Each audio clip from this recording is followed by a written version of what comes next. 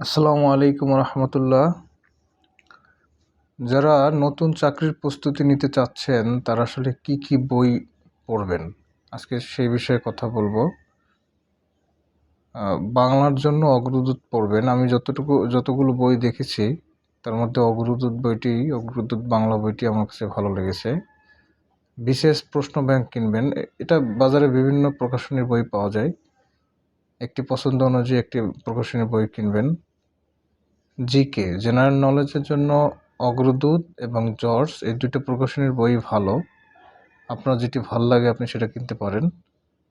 ইংরেজির জন্য masters English for competitive exam, আমার কাছে যতগুলো বই দেখেছি আমার কাছে এই দুটো বই ভালো লেগেছে। এর মধ্যে যেটা আপনার পছন্দ আপনি সেটা কিনতে পারেন। ম্যাথের জন্য খায়রুল বেসিক ম্যাথ, আমার কাছে এই বইটি বেশি ভালো লেগেছে, আপনি এটি কিনবেন।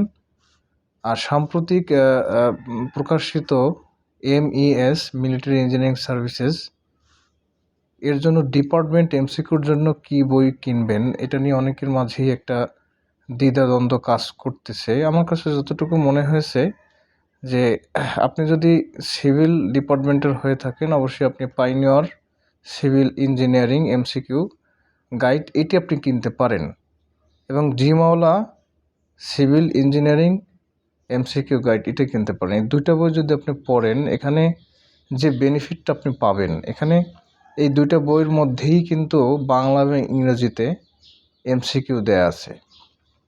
বাংলা এবং ইংরেজি দুইটা MCQ দেওয়ার কারণে আপনি দুই দিকেই কিন্তু আপনার প্রস্তুতি এগিয়ে রাখতে পারবেন।